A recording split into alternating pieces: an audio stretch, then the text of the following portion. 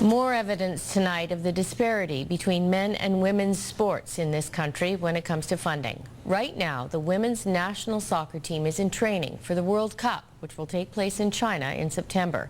But despite the team's success in the past, it doesn't have a sponsor. It has a budget of next to nothing, and it can't even afford to host a visiting team for practice games. Randene Neill has that story.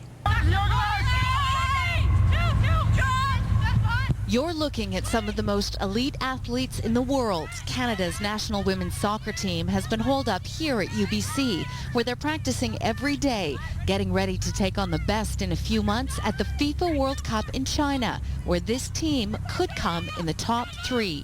We're looking to medal. We're looking to do very well. And I think we will, but I think our chances would be improved by having games in Canada. Spoken by a true keeper. No, Sinclair.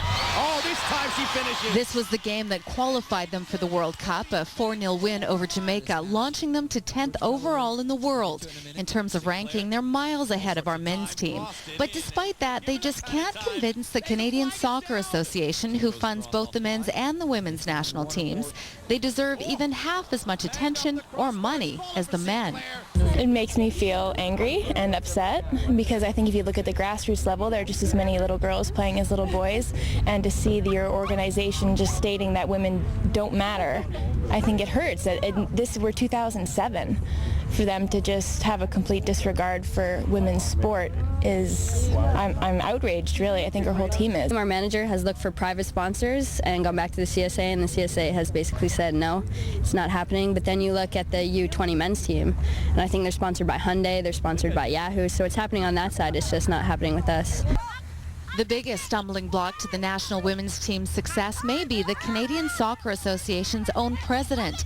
He stated publicly a soccer nation's true worth is judged by its men's team. So he hasn't even designated enough money to allow the women's team to hold a home game to get the crowds revved up before the women head off to China. Every time the women want to play, they have to leave the country.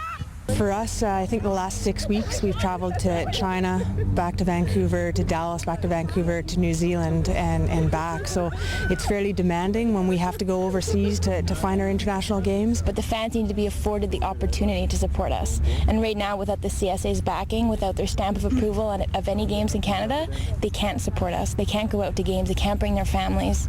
So the CSA just needs to give us some games, and we'll prove that we have the support.